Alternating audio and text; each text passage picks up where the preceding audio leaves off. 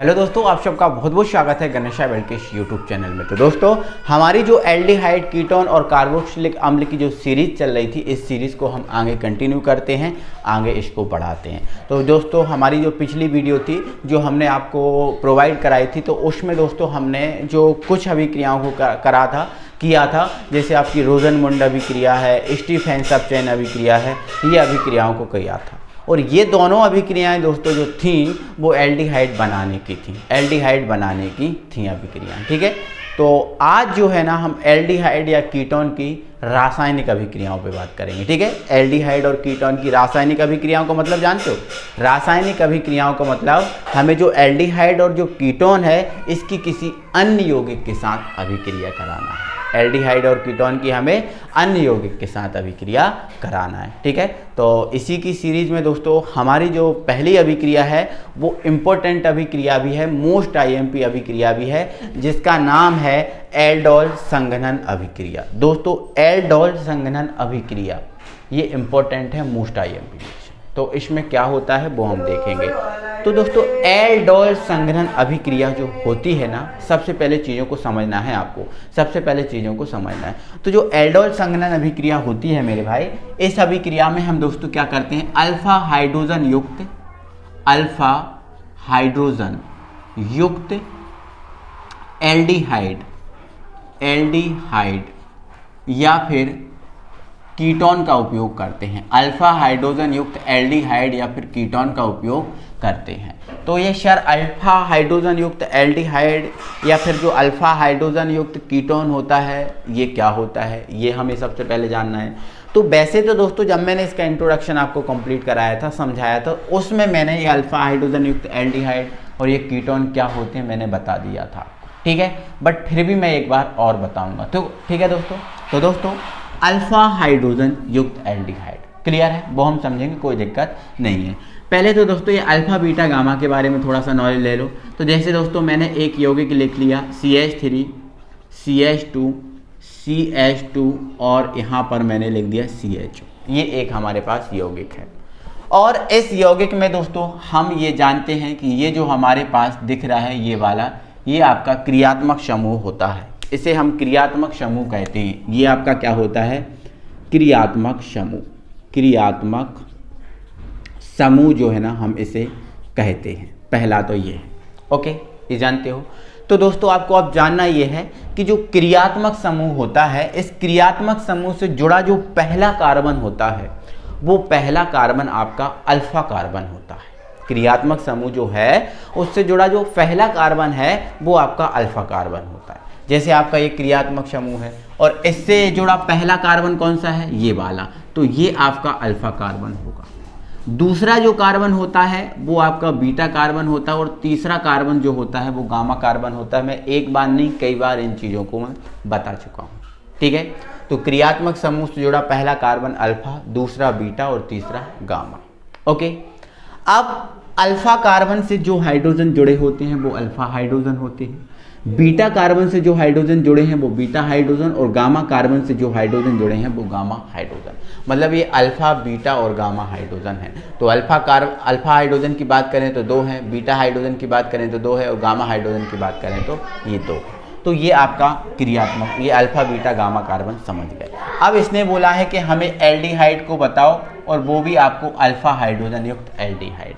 तो दोस्तों आपको पता है ये एक एल्डिहाइड होता है हमारा HCHO होता है, एक एल्डिहाइड हमारा होता है CH3CHO और इसके बाद फिर एल्डिहाइड जो है ना वो बढ़ते चले जाते हैं। इसके बाद जो एल्डिहाइड है वो बढ़ते चले जाते हैं। ठीक है, एल्डिहाइड की अगर सीरीज़ में हम देखें तो ये भी हमारा क्या होता है, एक सेकेंड, ये भी हमारा क्या होता है, एल्डिहाइड होता है। क्या होता है, एल्डिहाइड होता है। ठीक है, ओके, कोई दिक्कत नहीं है, ये हमारे पास एल्डिहाइड है। तो दोस्तों आप यहाँ पर देख पा रहे हो ये आपका समूह है। क्या है ये, समूह, और समूह से जुड़ा पहला कार्बन कौन सा होता है, अल्फा कार्बन होता है। तो आप बताओ इस समूह से कोई कार्बन जुड़ा है, बोलो जुड़ा है। तो आप कहोगे सर बिल्कुल भी कार्बन, कोई भी कार्बन यहाँ नहीं दिख रहा, यहाँ पर एक हाइड्रोजन है बस सर, यहाँ पर कोई भी कार्बन नहीं जुड़ा, मतलब इसमें अल्फा कार्बन नहीं है, अल्फा कार्बन ना होने के कारण मेरे भाई इसको हम अल्फा कार्बन विहीन बोलेंगे, अल्फा कार्बन विहीन बोलेंगे, क्योंकि अल्फा कार्बन नहीं है तो अल्फा विहीन बोलेंगे। ठीक है, चलो अब अल्फा कार्बन नहीं तो अल्फा हाइड्रोजन होना बिल्कुल असंभव है, क्योंकि अल्फा कार्बन के पास जो हाइड्रोजन होते हैं उन्हें ही हम अल्फा हाइड्रोजन बोलते हैं। ठीक है, तो अब आप देखो यहाँ पर अल्फा कार्बन नहीं है, अल्फा कार्बन नहीं है तो अल्फा हाइड्रोजन कहाँ से होगा। अब बोलोगे सर ये हाइड्रोजन, तो ये अल्फा हाइड्रोजन नहीं होगा। क्यों? क्योंकि अल्फा कार्बन के पास ही जो हाइड्रोजन होते हैं वो ही अल्फा हाइड्रोजन होते हैं, तो ये अल्फा हाइड्रोजन नहीं है। तो मतलब ये जो एक एल्डिहाइड है, ऐसा एल्डिहाइड है जो अल्फा कार्बन विहीन और अल्फा हाइड्रोजन विहीन है। अल्फा हाइड्रोजन क्या है? विहीन है। क्लियर हुआ? अब यहाँ पर बात करो तो ये आपका क्या है? समूह, और ये समूह से जुड़ा क्या है? पहला कार्बन। पहला कार्बन मतलब ये अल्फा कार्बन। अल्फा कार्बन मतलब है इसमें अल्फा कार्बन होने के साथ साथ इसके पास अल्फा कार्बन के पास देखो हाइड्रोजन भी है, मतलब ये अल्फा हाइड्रोजन भी है और अल्फा कार्बन भी है। तो कहने का मतलब ये जो आपका एल्डिहाइड है वो अल्फा हाइड्रोजन युक्त है, अल्फा हाइड्रोजन युक्त है, मतलब इसमें अल्फा हाइड्रोजन है। क्लियर हुआ? ठीक है, तो ये आपका क्या होता है? तो ये आपका होता है फॉर्मेल्डिहाइड। क्या होता है? फॉर्मेल्डिहाइड। तो जो फॉर्मेल्डिहाइड होता है ये वाला फॉर्मेल्डिहाइड अल्फा हाइड्रोजन विहीन और अल्फा कार्बन विहीन एल्डिहाइड होता है, बट ये होता है आपका एसीटैल्डिहाइड। कौन सा होता है? एसीटैल्डिहाइड।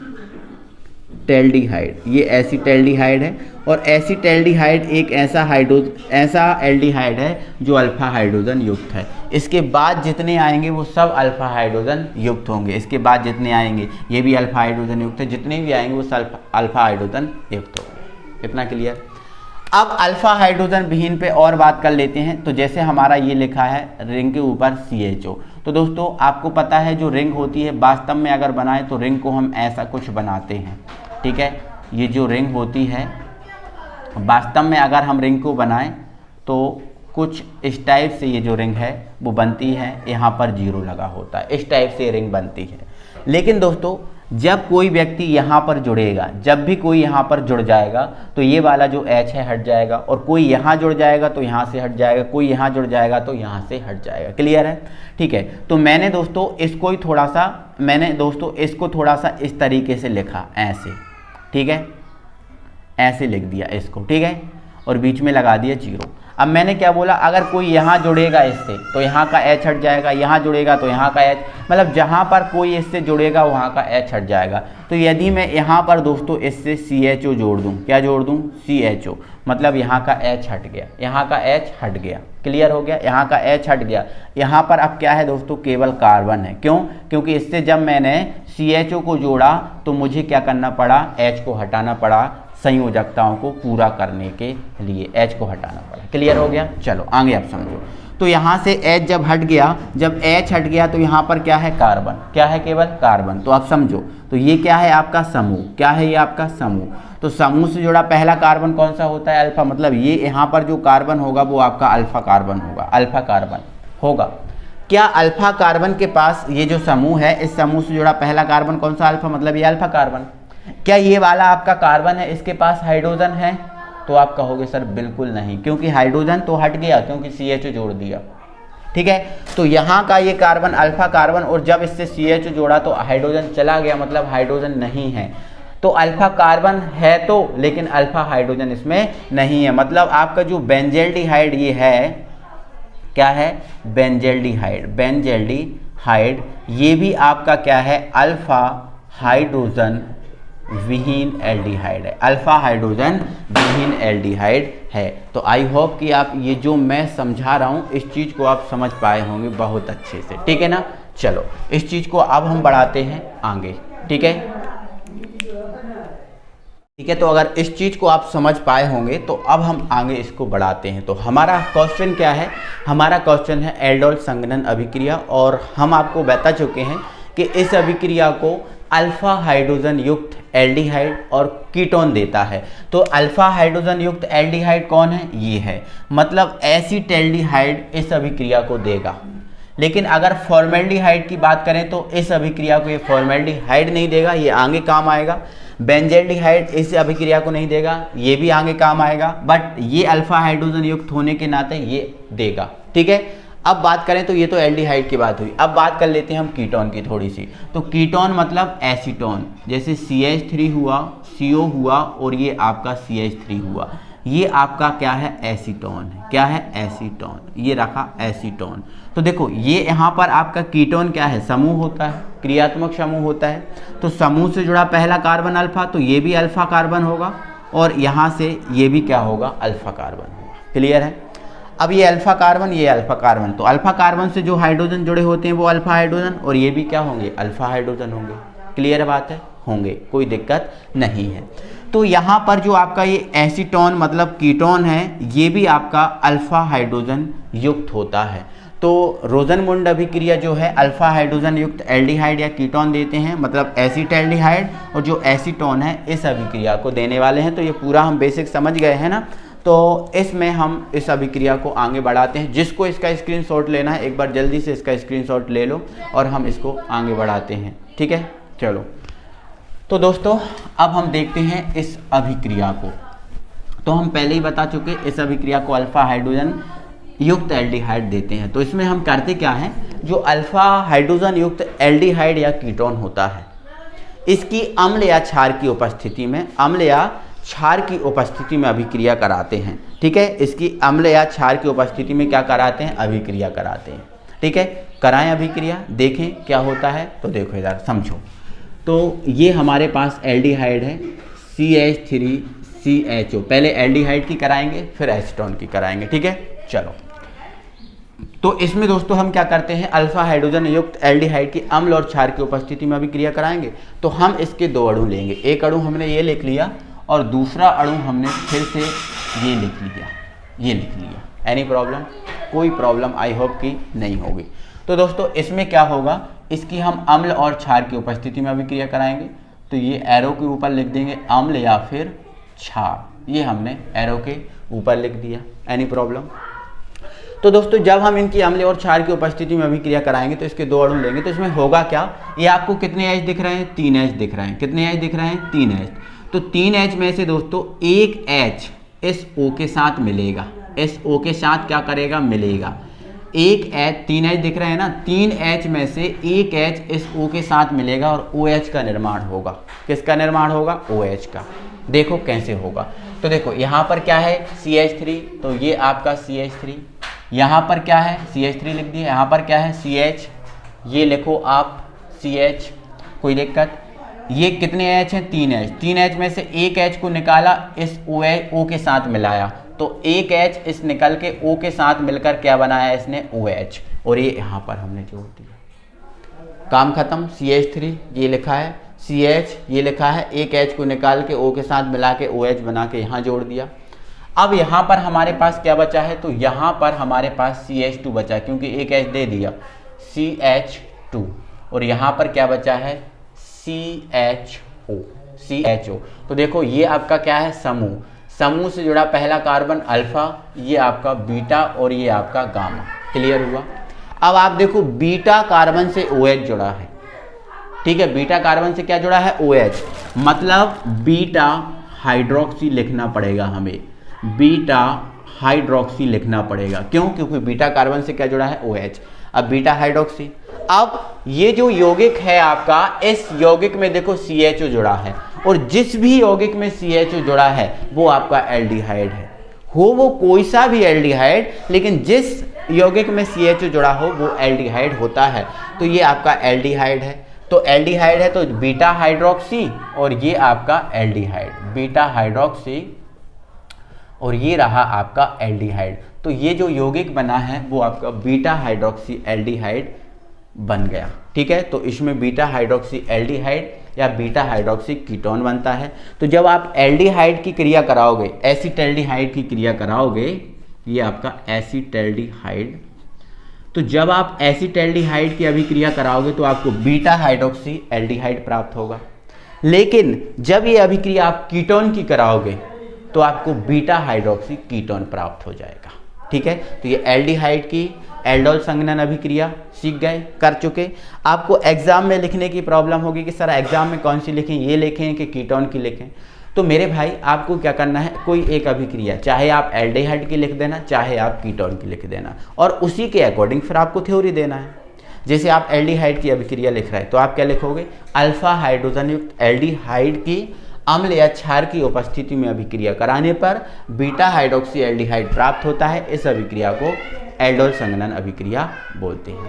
अब एल्डोल क्यों बोलते हैं, एक क्वेश्चन ये भी है। तो मेरे भाई जो आपका बीटा हाइड्रोक्सी एल्डिहाइड या बीटा हाइड्रोक्सी कीटोन प्राप्त होता है, इस पदार्थ का नाम है एल्डोल। इस पदार्थ का नाम क्या है, एल्डोल, और इस नाम के आधार पर इसे बोला जाता है एल्डोल संघनन अभिक्रिया। क्लियर हो गया, ठीक है।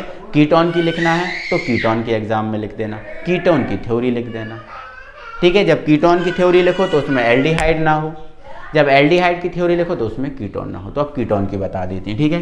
तो कीटोन CH3COCH3, ओके। चलो इसके भी हम कितने अणु लेंगे, 2 ही अणु लेंगे। तो एक अणु ये हो गया, दूसरा अणु CH3COCH3। एनी प्रॉब्लम, इतना आप समझ गए, इतना आप समझ गए दोस्तों। कोई दिक्कत तो यहाँ पर नहीं होने वाली है, आगे हम इसको बताते हैं, इसको समझाते हैं, ठीक है। चलो आगे बढ़ाओ। इसको हमें क्या करना है, वही आपका अम्ल और क्षार लेना है। तो ये अम्ल और क्षार हमने ले लिया है। तो इसमें क्या होगा, वही प्रोसेस हमारी होगी। इसमें कितने H दिख रहा है, 3 H। 3 H इस एक O के साथ मिलेगा और OH का निर्माण होगा। तो देखो यहाँ पर यह आपका CH3 सेम रहा, ये आपका क्या है C, तो लिख दो आप C, है ना। अब एक H को हमने निकाला, इस O को दिया और इसने क्या बनाया, OH, तो ये हो गया OH। जो आपका ये वाला CH3 है, इसको यहाँ ना जोड़ के ऊपर यहाँ जोड़ दो, ठीक है। तो इसको हमने जोड़ दिया यहाँ, कोई दिक्कत है। ये CH3 ये है, ये C ये है, H को निकाला, O के साथ OH बना है, इस CH3 को हमने ऊपर जोड़ दिया। अब हमारे पास यहाँ पर क्या बचा है, यहाँ पर CH3 था तो CH2 बचा, क्योंकि एक H हमने दे दिया, CH2। यहाँ पर हमारा क्या है, CO, और यहाँ पर हमारा क्या है, CH3। अब देखो ये समूह है, ये क्या है आपका समूह। तो समूह से जुड़ा पहला कार्बन अल्फा, ये बीटा और ये गामा। तो बीटा पे क्या जुड़ा है, OH, तो हम यही लिखेंगे बीटा हाइड्रोक्सी, बीटा हाइड्रोक्सी, और CO जुड़ा होने के कारण इसको हम क्या बोलेंगे, कीटोन। क्या बोलेंगे, कीटोन, क्योंकि जिसमें भी CO जुड़ा है वो कीटोन होता है। तो कीटोन है, तो ये बीटा हाइड्रोक्सी कीटोन, इसे भी हम क्या बोलते हैं, एल्डोल बोलते हैं, और इस आधार पर इसे बोला जाता है एल्डोल संघनन अभिक्रिया। तो मैं कहूँगा कि थोड़ी ये रिएक्शन बड़ी है, क्योंकि मुझे बेसिक समझाने में भी थोड़ा समय लगा, आपको समय लगा, और इसके बाद आपको बहुत अच्छे से क्लियर करने के लिए मैंने थोड़ा समय भी लिया है, ताकि आप बार बार की झंझट, बार बार की प्रॉब्लम दूर हो जाए। आई होप आप बहुत अच्छे से समझ गए होंगे। तो जल्दी से ना मेरे भाई एक बार लाइक कर दो यार, वीडियो को लाइक कर दो, और चैनल पे अभी तक आप सब्सक्राइब नहीं किया ना चैनल को, तो चैनल को सब्सक्राइब भी कर लो, ठीक है ना। अब दोस्तों हम नेक्स्ट रिएक्शन जो है हमारी, उस पर बात कर लेते हैं। हमारी दोस्तों नेक्स्ट रिएक्शन जो है हमारी, वो है कैनिज़ारो अभिक्रिया, कैनिज़ारो रिएक्शन। तो इस कैनिज़ारो में क्या करते हैं, तो दोस्तों जैसे कि हमने आपको बताया था अभी, अल्फा हाइड्रोजन विहीन एल्डिहाइड है ना, और अल्फा हाइड्रोजन युक्त एल्डिहाइड जो बताए थे ना, तो जो आपकी एल्डोल थी उसमें तो अल्फा हाइड्रोजन युक्त एल्डिहाइड का उपयोग किया जाता है, बट जो अल्फा हाइड्रोजन विहीन एल्डिहाइड हैं वो कैनिज़ारो अभिक्रिया में उपयोग किए जाते हैं। तो इस अभिक्रिया में हम क्या करते हैं दोस्तों, जो अल्फा हाइड्रोजन विहीन एल्डिहाइड होते हैं, इन अल्फा हाइड्रोजन विहीन एल्डिहाइड की 50% NaOH, 50% NaOH मतलब आप जो भी विलयन बनाओगे उसमें 50% NaOH की मात्रा होनी चाहिए। जो भी विलयन आप बनाओ, जल का बनाओ है ना, या फिर अल्कोहल का बनाओ, कोई भी विलयन बनाओ, उसमें 50% जो है ना NaOH होना चाहिए, ठीक है ना। तो 50% NaOH के साथ अभिक्रिया कराते हैं। जैसे ही दोस्तों हम अभिक्रिया कराते हैं तो इसमें होता क्या है कि जो आपका अल्फा हाइड्रोजन विहीन एल्डिहाइड होता है, जो होता है, तो एल्डिहाइड का एक अणु तो किस में परिवर्तित हो जाता है, एक अणु तो अल्कोहल में परिवर्तित होता है, और दूसरा अणु जो है ना वो फॉर्मेट का निर्माण कर लेता है, अब वो फॉर्मेट आपका कोई सा भी हो सकता है। तो देख के हमें पता चलेगा कि कौन सा फॉर्मेट होगा।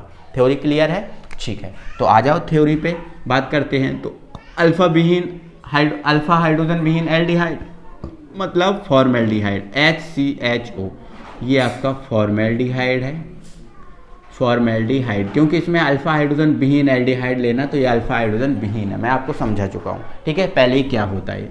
तो इसमें भी इसके हम 2 ही अणु लेंगे, तो HCHO 2 अणु लेंगे, इसकी हम NaOH के साथ रिएक्शन कराएंगे, और ये NaOH कैसा होना चाहिए, 50% होना चाहिए, 50% NaOH इसमें होना चाहिए, ठीक है।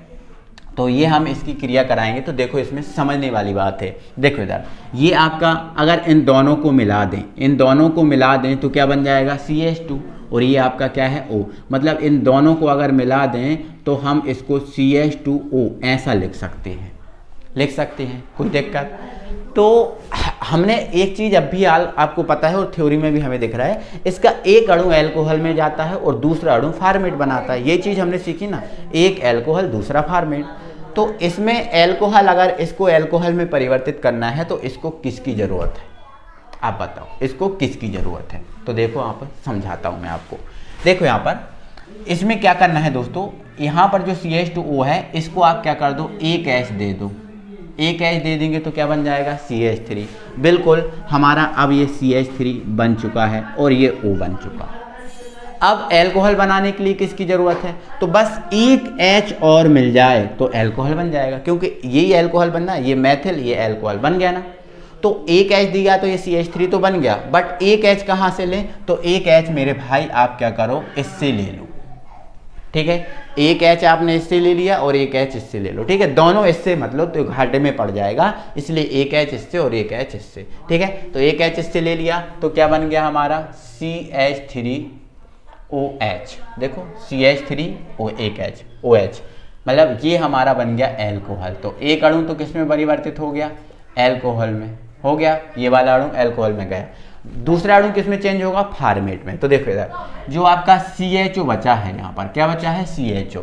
तो इसमें दोस्तों आप क्या करना, जो CHO है इसका H आप पहले लिख देना, मतलब H आप लिख दो पहले, फिर क्या है CO, तो ये आपका CO, और इधर क्या बचा है ONA, तो ये O और ये आपका Na दिख रहा है, एक बार देख लूँ, मैं चेक कर लूँ, थोड़ा सा कट रहा है, एक मिनट मेरे भाई, थोड़ा सा कट रहा है, इसको एडजस्ट करता हूँ, हाँ ओके हो गया।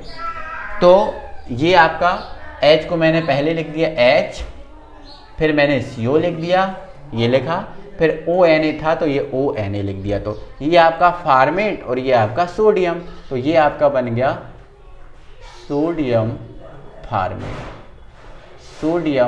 फॉर्मेट। तो ये आपकी कौन सी अभिक्रिया है, ये आपकी कैनिज़ारो अभिक्रिया। तो समझ गए हमने क्या बोला था, ये तो बोला था कि अल्फा हाइड्रोजन विहीन एल्डिहाइड मतलब ये बेंजल्डिहाइड और एस्टेल्डिहाइड, सॉरी बेंजल्डिहाइड और फॉर्मेल्डिहाइड होते हैं, तो हमने फॉर्मेल्डिहाइड की करा दी, ठीक है। और 50% NaOH के साथ हमने जब रिएक्शन कराई तो ये एक H इससे लेके CH3 और एक H इससे लेके OH बना के एल्कोहल में परिवर्तित हो गया, दूसरा फॉर्मेट में।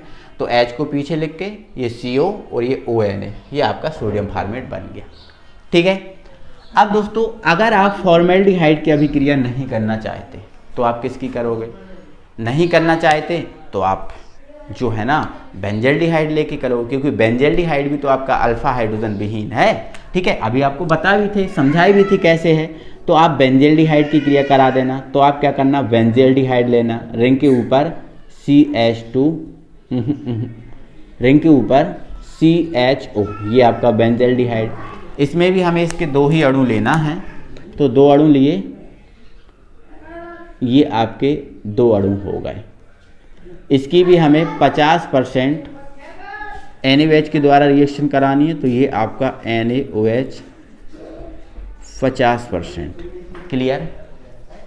वही कहानी जैसे यहाँ पर एक कहानी हुई थी, सेम टू सेम हमारी कहानी यहाँ पर बनने वाली है, यहाँ पर होगी, इसमें कोई भी प्रॉब्लम आपको नहीं होगी, ठीक है। तो एक बार थोड़ा सा विचार करो इस पर कि कैसे ये बन जाएगा, कैसे क्या होगा, जैसे अभी आपको समझा रहे थे ना उसी टाइप से होगा। तो आप थोड़ा सा विचार कीजिए और कैसे ये बनेगा वो मुझे बताएं, ठीक है। सेम कंडीशन होगी दोस्तों, है ना, 2 ही अणु लेना है, बाकी जो आपकी ऊपर जो हमने रिएक्शन में प्रोसेस की है वही आपकी प्रोसेस रहेगी, यहाँ पर कुछ भी अलग नहीं होने वाला, एक एल्कोहल में बदलेगा और दूसरा फॉर्मेट में बदलेगा। तो देखो यहाँ पर मैं समझाता हूँ आपको, देखो ये 2 है ना, ये जो आपको दिख रहा है, ये आपको दिख रहा है, ये जो आपको दिख रहा है CHO, देखो हमने एक H इससे लिया था और एक H इससे लिया था, तो एक H आप इससे लेके इसको क्या दे दो, CH2 बना दो। एक H इसको दे के आप क्या बना दो, CH2 बना दो, ठीक है। और इसका एक H लेके आप किसको दे देना, O को। तो जब ऐसा करोगे तो एक एल्कोहल दूसरा फॉर्मेट बनाता है, तो एक एल्कोहल बनाएगा तो ये जो है ना आपकी रिंग रही, और रिंग के ऊपर ये H चला गया तो CH तो था, तो ये H मिल गया तो ये बन गया CH2, ठीक है। और ये जब H गया तो ये बन गया आपका O तो था पहले, देखो AH गया तो CH2 और ये वाला H गया तो ये OH, ये OH, तो ये आपका एल्कोहल बन गया। अब ये सर एल्कोहल कौन सा होता है, तो देखो मैंने फॉर्मूले बनाए थे तो उसमें बताया था ये आपका बेंजिल एल्कोहल है। कौन सा एल्कोहल है, बेंजिल एल्कोहल। तो इसका फॉर्मूला आपको याद रखना है, ठीक है, फॉर्मूला आपको इसका याद रखना है। तो ये आपका बेंजिल एल्कोहल बन गया, ठीक है। अब हमारे पास क्या बचा, तो देखो अब हमारे पास क्या बचा, यहाँ पर क्या बचा, रिंग बची, तो ये आपकी रिंग, और रिंग के ऊपर क्या बचा, H तो गया, केवल क्या बचा, CO, तो ये आपका CO, और यहाँ क्या बचा, ONA, है ना, तो ये O और ये Na, ठीक है। अब ये हमारा यहाँ पर हमारा ये जो दिख रहा है ना, ये रिंग के ऊपर C+O, ये हमारा फार्मेट है, और ये क्या है, सोडियम। मतलब फार्मेट में ये बेंजोइट है, फार्मेट तो है लेकिन फार्मेट में इसका नाम क्या है, बेंजोइट, और ये क्या है, सोडियम। तो ये हमारा बन गया है सोडियम बेंजोइट, सोडियम बेंजोइट जो है यहाँ से हमारा बन के तैयार हो गया। तो ये दो टाइप से हम इसकी रिएक्शन करते हैं। तो दोस्तों अब ये आपको क्या होता है, ये रिएक्शन आपसे बहुत पूछा जाती है, बहुत पूछी जाती है। ऐसे क्वेश्चन पूछा जाता है, क्या होता है जब बेंजल्डिहाइड की 50% NaOH के साथ अभिक्रिया कराई जाती है। तो आपको करना क्या है, आपको ये रिएक्शन देना पड़ेगी, है ना। क्या होता है जब बेंजल्डिहाइड की NaOH के साथ अभिक्रिया कराई जाती है, तो आपको ये रिएक्शन देना। क्या होता है जब फॉर्मेल्डिहाइड की NaOH के साथ अभिक्रिया कराते हैं, तो आपको ये रिएक्शन देना है। तो क्या होता है, जब पूछे तो आपको कंफ्यूज नहीं होना है, क्योंकि नाम अगर नाम से आएगी तो कहनीजारो अभिक्रिया है तो आप ऊपर वाली करोगे, आई होप, ये वाली तो करोगे ही नहीं, ठीक है। बट नाम से आ गई तो फिर तो आपको सिलेक्शन देना पड़ेगा ना कि कौन सी करनी है, ठीक है। तो आपको समझ में आ गया होगा, आई होप कि आप समझ गए होंगे, दिक्कत तो नाम की कोई चीज़ नहीं होगी, ठीक है ना मेरे भाई।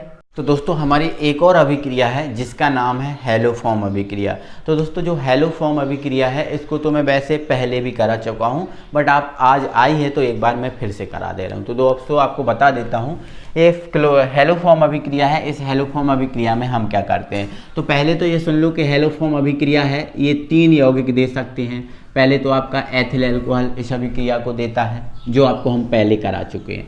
दूसरा आपका जो एसिटल्डिहाइड है, इस एसिटल्डिहाइड भी इस अभिक्रिया को देता है। और तीसरा जो आपका एसीटोन है, एसीटोन भी इस अभिक्रिया को देता है। मतलब ये तीनों इस अभिक्रिया को देते हैं। जो हैलोफॉर्म अभिक्रिया है, हैलोफॉर्म अभिक्रिया को ये तीनों यौगिक देते हैं। तो एथिल अल्कोहल की तो मैं पहले करा चुका हूँ, अब बची है एसिटल्डिहाइड और एसीटोन की, तो मैं अब करा दे रहा हूँ। तो दोस्तों जो हैलोफॉर्म अभिक्रिया है उसमें क्या करते हैं, तो थ्योरी भी आपको ही बनाना है, थ्योरी भी आप ही को तैयार करना है, ठीक है। तो इस हैलोफॉर्म अभिक्रिया में हम क्या करते हैं, जो आपका एल्डिहाइड मतलब एथिल अल्कोहल, एसिटल्डिहाइड या जो एसीटोन होता है, इस एसीटोन की हम आयोडीन और क्षार NaOH के साथ अभिक्रिया कराते हैं। एथिल अल्कोहल, एसिटल्डिहाइड या एसीटोन की आयोडीन और क्षार NaOH के साथ अभिक्रिया कराते हैं। अब दोस्तों हैलोफॉर्म की बात करें तो हैलोफॉर्म के नाम से जाने जाते हैं क्लोरोफॉर्म, ब्रोमोफॉर्म, आयोडोफॉर्म। ये जो हैलोफॉर्म है वो उसमें कौन कौन आते हैं, क्लोरोफॉर्म, ब्रोमोफॉर्म, आयोडोफॉर्म, ठीक है। तो जैसे आपका क्लोरोफॉर्म होता है CHCl3, ब्रोमोफॉर्म होता है CHBr3 और आयोडोफॉर्म होता है CHI3, ये होते हैं। तो आपको क्या बनाना है, आप उसके अकॉर्डिंग अभिक्रिया कराओगे। जैसे आपको क्लोरोफॉर्म बनाना है तो यहाँ पर आप Cl2 से अभिक्रिया करा दोगे। आपको ब्रोमोफॉर्म बनाना है तो आप Br2 से अभिक्रिया करा दोगे। और यदि आपको आयोडोफॉर्म बनाना है तो आप I2 से अभिक्रिया करा दोगे। तो ये आपका सिलेक्शन रहेगा कि आप क्या बना रहे हो हैलोफॉर्म में, ठीक है, ठीक है। तो हम अभी आई से करा देते हैं अभिक्रिया, क्योंकि हम आयोडोफॉर्म बना देंगे। ठीक है, आप क्लोरोफॉर्म बनाना तो Cl2 से करा देना, ब्रोमोफॉर्म बनाना तो Br2 से करा देना। ठीक है, तो आप समझ गए थ्योरी क्या लिखना है। तो इस अभिक्रिया में एथिल अल्कोहल या एसिटाल्डिहाइड या एसीटोन की आयोडीन और क्षार NaOH के साथ अभिक्रिया कराते हैं, जिससे हमें क्लोरोफॉर्म प्राप्त होता है। क्लियर हो गया। चलो इधर देख लो आप, जैसे आपका एसिटाल्डिहाइड ले रहे हो तो एसिटाल्डिहाइड की करा रहे हो तो CH3CHO, यहाँ पर आप I2 ले लेना और यहाँ पर आप NaOH लेना, क्योंकि ये तीनों की ही अभिक्रिया हम कराते हैं। ठीक है, तो सिंपल है। तो यहाँ पर दोस्तों जब हम इसकी अभिक्रिया कराएंगे तो हमें पता है इसमें हेलोफॉर्म ही बनना है। क्या बनना है? हेलोफॉर्म। अब I2 ले रहे हो तो हमें पता है कि इसमें आयोडोफॉर्म बनना है, Br2 लोगे तो हमें पता है ब्रोमोफॉर्म बनना है, और आप Cl2 लोगे तो आपको पता है क्लोरोफॉर्म बनना है। ठीक है, तो हमने I2 लिया तो हमें पता है आयोडोफॉर्म बनना ही है, तो आयोडोफॉर्म बना दो सबसे पहले। तो आयोडोफॉर्म CHI3, तो ये आपका बन गया आयोडोफॉर्म। आयोडोफॉर्म हमारा ये बन गया है। अब बचना क्या है? तो देखो इधर Na है मेरे भाई और I है, तो सिंपल सी बात है कि NaI इसमें बनेगा, कोई दिक्कत नहीं है। अब देखो H है, O है, तो सिंपल सी बात है कि इसमें H2O बनेगा, H2O बनेगा। इसके बाद दोस्तों एक चीज़ और इसमें बनती है, क्योंकि कार्बन की संख्या देखो यहाँ पर ज़्यादा, यहाँ पर कितने कार्बन है? 2, और यहाँ पर हमारे पास केवल 1 कार्बन गया। तो कार्बन की संख्या ज़्यादा होने के कारण यहाँ से एक फार्मेट भी बनेगा, जिसका नाम होगा sodium format. Sodium format, sodium format. ठीक है, तो ये आपका बन जाएगा, यहाँ से कोई दिक्कत नहीं होने वाली। तो ऐसे करके दोस्तों इस अभिक्रिया को आपको कंप्लीट करना है। ठीक है, अब यदि आप एथिल एसीटोन की कराओ तो इसकी जगह आप क्या ले लेना? एसीटोन, CH3CO CH3, ये ले लेना। अब यहाँ पर देखो जब ये लोगे तो आपका 1 कार्बन जाएगा। कितना कार्बन जाएगा? 1 कार्बन जाएगा, 2 कार्बन बचे रहेंगे। तो 2 कार्बन बचे होने के कारण ये तो सब सेम रहेगा, यहाँ पर इसकी जगह आपका फार्मेट तो बनेगा, लेकिन CH3COONA मतलब सोडियम एसीटेट बन जाएगा। देखो CH3COO एसीटेट होता है, तो यहाँ पर आपको सोडियम एसीटेट है प्राप्त हो जाएगा, और बाकी सब चीज़ें सेम रहेंगी। इसकी जगह आप ये कर देना, ये सेम रहेगा, ये सेम रहेगा, ये सेम रहेगा, और इसकी जगह आप ये कर देना। ठीक है, जब आप ये लोगे तो फिर एसीटोन जैसी अभिक्रिया पूरी सेम हो जाएगी। तो ये आपकी कौन सी अभिक्रिया है? हेलोफॉर्म अभिक्रिया है, जो भी आपकी इम्पोर्टेंट IMP है। तो क्लियर हो गई ये चीज़ें? ठीक है, तो जल्दी से वीडियो को लाइक करो, अपने सभी फ्रेंड सर्कल में वीडियो को शेयर करो। मिलते हैं फिर अगली वीडियो में, तब तक के लिए थैंक यू वेरी मच।